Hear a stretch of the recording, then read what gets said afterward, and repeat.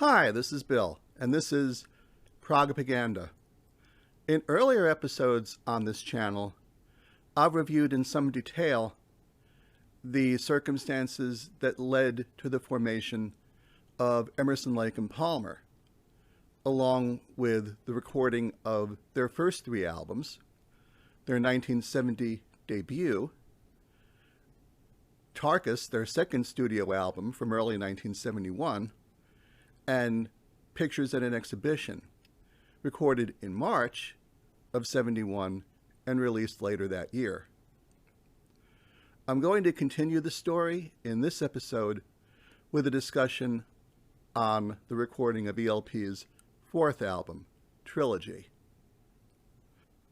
Upon completing the recording of Pictures at an Exhibition, Emerson, Lake and Palmer spent much of 1971 touring North America for the first time. They appeared at several concerts of considerable note during 1971, with two big ones being at Gaelic Park in New York City, a concert that has been heavily bootlegged over the years, and their first appearance at Carnegie Hall in New York, which Keith Emerson considered a personal triumph in particular. By late 1971, however, the band were ready to get back to work. At this point, they'd been touring for about 8 months and really wanted to get an album out that, in the band's eyes, would highlight what they were capable of doing in the studio. ELP's first three albums were made in the space of a scant 8 months, and so the band wanted to take a little more time this time around and, in their eyes, do the job right.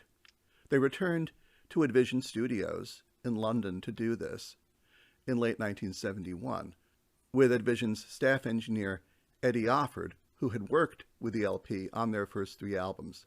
In addition to working with ELP, by late 1971, Offord was firmly established as recording engineer and co-producer of the band Yes. He had worked on Yes's second album, Time and a Word, as a recording engineer, and as engineer and co-producer on the Yes album and on Fragile, which had just been completed in the early fall of 1971 when ELP returned to Advision to begin work on Trilogy. By comparison to the sessions for their debut album, and in particular the sessions for Tarkus, which began somewhat contentiously, ELP's work on Trilogy was generally relaxed. They did a considerable amount of composition in the studio and worked quickly, with the album being completed during the course of October and November of 1971 and finishing touches put on it in January of 1972. One thing that the band wanted to do in showcasing their talents on Trilogy was to make the best use of technology possible. Since Tarkus had been recorded at Advision earlier in '71, the studio had received an upgrade. They were now working with 24-track state-of-the-art recording equipment. And Keith Emerson in particular wanted to take the best advantage of this. Emerson, of course, was notable for his use of Moog synthesizers, and Moogs certainly represented a technology watermark in the rock and roll community back in 1971. But Moogs were not always the most reliable devices. They could be somewhat finicky, as we've discussed in earlier episodes on this channel, very susceptible to temperature fluctuations over the course of their use, could very easily go out of tune. They were also monophonic in their design, meaning that only one note in them could be played at a time, which meant if you wanted to construct more complex compositions in the studio, one had to do that with overdubbing.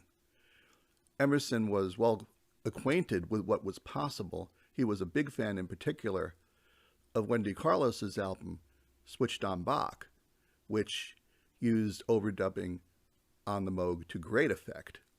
And Emerson, as well as the other members of the band, wanted to do the best they could with the new technology available to them to make the band stand out in the best possible light. Trilogy contains 7 pieces of music in all, one of which is interestingly banded in 3 parts, and that's the first piece on the album, The Endless Enigma. The Endless Enigma on most early versions of the Trilogy album, particularly on vinyl, is banded as 3 parts. Part 1, a fugue, and then Part 2, for a total composition of about 10 minutes and 40 seconds in length. The Endless Enigma is a gorgeous piece that, at least in my opinion, was one of the highlights of Emerson, Lake and Palmer's early career. It is very well crafted with Emerson's use of all the keyboards in his arsenal, including piano, Hammond organ, and various synthesizers. He also makes use of a wind instrument, a zurka, for the very first and only time in ELP's repertoire, in order to give the piece something of an otherworldly texture. By virtue of the various overdubs that the band wanted to pursue in constructing these studio recordings, there were various experiments that were done, and one of the, at least in my opinion, more unfortunate ones is the recording technique that was used for the piano on The Endless Enigma. The piano on this particular tune, at least in the first of the 3 movements of the piece, is somewhat muddied. This is corrected in the fugue and in the final movement of the piece, but it is something that is a harbinger of these sessions, as we'll talk in a little more detail going forward. The Endless Enigma is a notable piece in that it, probably more than most of Emerson, Lake and Palmer's original compositions, shows a true collaboration between Greg Lake and Keith Emerson. On most of their songs, Emerson would provide music and Lake lyrics, and they would do so separately, with Emerson creating the music first and Lake writing lyrics to suit, or Lake writing the lyrics first and Emerson writing the music. Here, the lyrics and the music fit like a glove, indicating to not only me, but other reviewers who have taken a look at this music over the years, that it really was a true collaboration, with the music trying to answer each individual phrase of the song. The Endless Enigma, at least to my ears, is in many ways similar to another long piece of music that the band would create in about another year's time, that being the great Carnival 9 suite. Like Carnival 9, The Endless Enigma contains 3 distinct sections, and both songs make use of an interesting musical construction from Keith Emerson. In his discussion of the making of Trilogy in his great book on Emerson, Lake and Palmer's repertoire, Endless Enigma, the musicologist Edward McCann calls the Enigma chord. The Enigma chord consists of the notes C, F, and B, adding a 4th note, an A, in the bass. And it creates a sense of disquiet as far as the musical presentation is concerned, almost akin to, if you remember the science fiction movies of the 1950s, it's almost as if you can see the words "the end" with a question mark appearing on the screen. In both The Endless Enigma and at the very end of Carnival 9's 3rd impression, its 3rd movement, the Enigma chord is used on both tunes to indicate a sense of uncertainty in terms of what happens next. From a compositional perspective, this is a very strong piece, one of the strongest, I think, in the early Emerson, Lake and Palmer repertoire. The second piece on Trilogy is Greg Lake's great ballad, From the Beginning. It's a beautiful piece that synthesizes the techniques of songwriting that Lake used earlier on Lucky Man from the band's first album, and on his interlude, The Sage, from Pictures in Exhibition. It is a beautiful piece that was ultimately released in the United States as a single and did moderately well on the charts here. As great as it is, from the beginning, at least to my ears, is marred by two things. One is its introduction on solo guitar by Greg Lake, which is very beautiful, don't get me wrong. Lake does a wonderful job with his arrangement and execution on the guitar introduction to the song. The problem is, by the time the song was released to the public, it was already quite familiar, because a similar piece in E minor was used by Yes's guitarist Steve Howe to begin his song Roundabout, which Eddie Offord had just worked on a couple of months before as part of the Fragile sessions. How Offord allowed Lake to do this, one can only guess. You would certainly think that Offord would have mentioned to Lake that he had done something similar with another band just a few weeks before, in particular given that, at least in the United States at the time, Yes and ELP recorded for the same record label, Atlantic Records. The other thing that's a little curious about From the Beginning is the recording technique used on Greg Lake's vocal. Lake's vocal here is masterfully delivered, but the quality of the recording is somewhat suspect. Where the guitar is recorded brilliantly, it's almost crystalline in its sound, Lake's vocal sounds, by virtue of the echo that's applied to it, as if it had been delivered from the bottom of a well. I haven't personally listened to all of the various remasters of Trilogy that have been done over the years, and my guess is that either Steven Wilson or other people who have attempted to work with this material to remaster it may have gone back and done a little bit better justice to Greg's vocal here. But the original version of it, at least again to my ears, wasn't particularly great. The album continues with two songs that are something of an Americana mini-suite, The Sheriff and Hoedown. I've read that Hoedown was considered by the band first and recorded first, and then The Sheriff created as something of a prelude to it, which is interesting to me insofar as that The Sheriff and Hoedown were never played live by Emerson, Lake and Palmer as a pair. Upon completing Hoedown, that song would typically be used by ELP as its opening song when the band took the stage in concert. The Sheriff would occasionally be played as well, but either on its own or in concert with other songs. But in any event, the pairing of the two songs does work well. The Sheriff is very obviously influenced by Old West movies and the various cliches from a musical perspective that appear in those. And it's also notable for the verbal slip-up that Carl Palmer makes at the beginning of the song upon playing a phrase that perhaps was accidentally flubbed. Hoedown is, of course, an Aaron Copland composition taken from his ballet, Rodeo. ELP's version of it would become something of a radio staple and would even be used in television contexts for a time to reference the Old West and as a surrogate for country western music. The album continues with, in side 2 of the vinyl, with the long piece Trilogy. This is again a piece in 3 parts, although it is not officially divided as such. The first part of the song is a lush, semi-orchestral statement with a beautiful vocal by Greg Lake. The second part is a long Moog synthesizer solo in 5/4 time.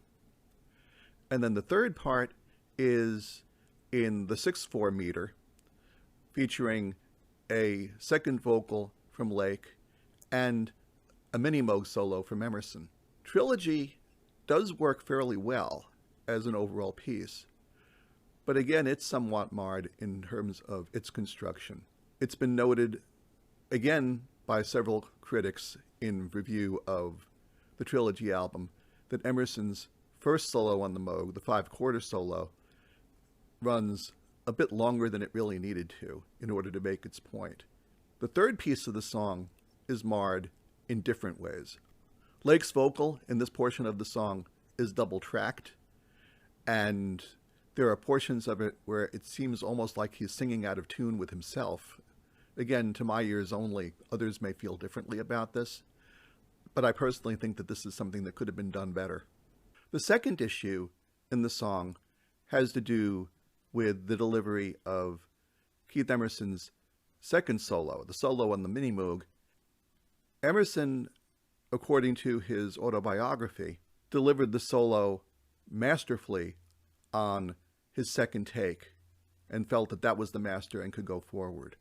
Upon review, however, of the master tape later that day, he discovered that the solo had been lost. Either it had never been recorded by Eddie Offord, or it had been rubbed out along the way.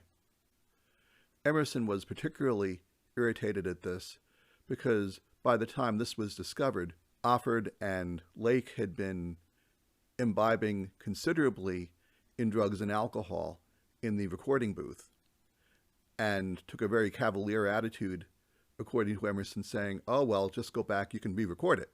Emerson, coming from something of a jazz sensibility, did not accept that response and basically said, that was the take. We're never going to get that the same way again.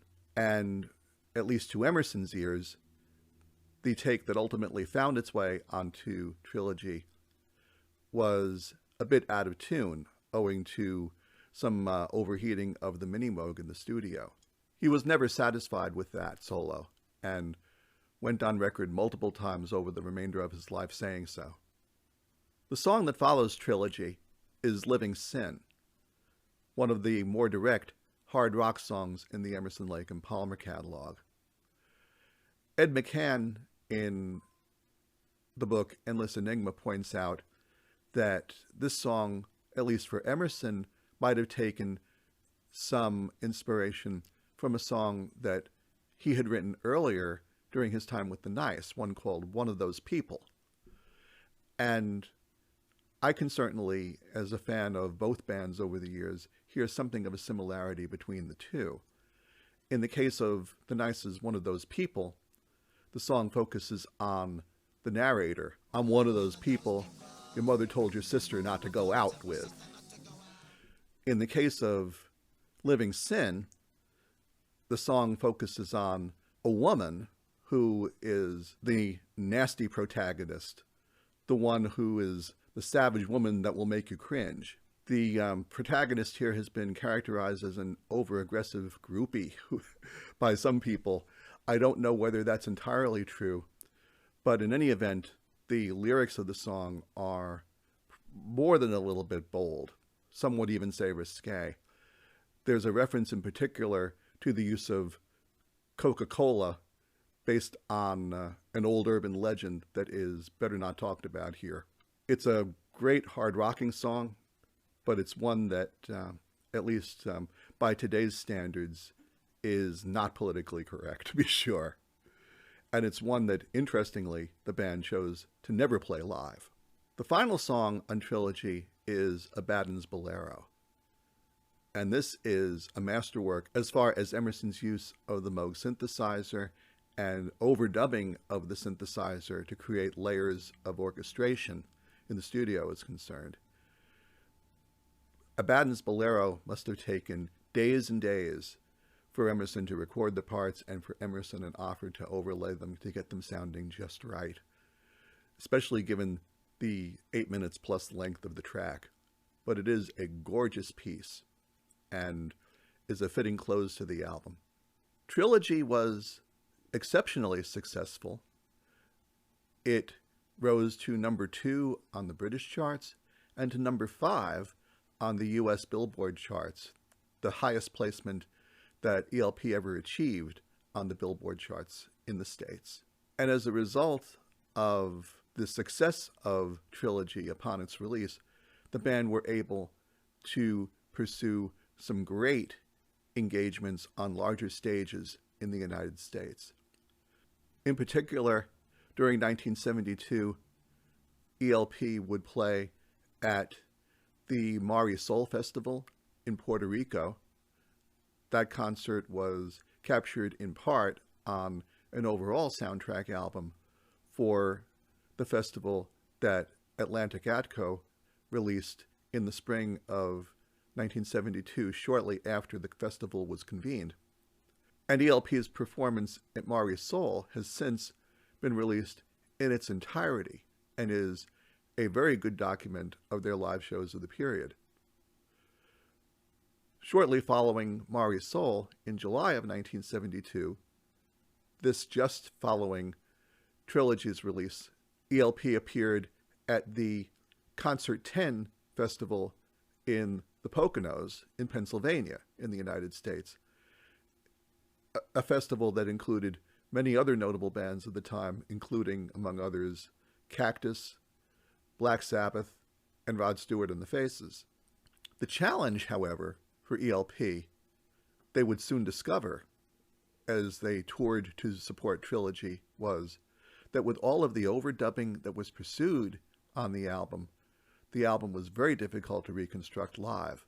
The band ceased attempting to play The Endless Enigma live after just 2 performances of it. Abaddon's Bolero suffered a similar fate as well. In order to reconstruct that song in live performance, Keith Emerson worked with Greg Lake to play keyboards on it, and when that didn't work particularly well, they then resorted to tape backups, where ultimately, in one performance, the backup tape jammed and caused the performance to break down as a result. Following that incident, Abaddon's Bolero was also scrapped.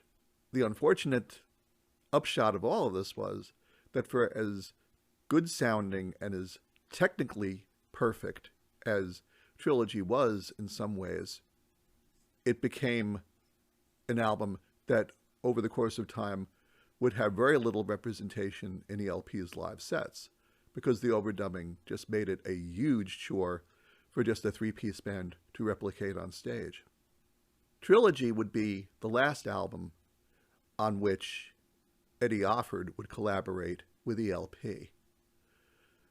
There are multiple reasons for this. I've mentioned that some of the incidents in the studio and experiments that Offord ran as part of recording didn't go particularly well. Certainly the blow-up that Offord had with Emerson over the loss of the solo on Trilogy must have stuck in Emerson's mind and influenced some of his thinking in this area. At the same time, however, Offord had begun taking on a larger role with Yes, where he began supporting them on their live sound as well as sound in the studio. And between that and also having a cut of the producer's share on royalties on Yes's albums, it made good business sense for Offord to place his focus mostly on working with Yes going forward, and that is indeed what he did. Emerson, Lake and Palmer would work with a new recording engineer, Chris Kimsey, on their subsequent album from 1973, Brain Salad Surgery. We'll talk about the recording of that album on this channel very, very soon. As always, please hit like, subscribe, leave comments as you like. And we'll be back very soon. You take care. Bye-bye.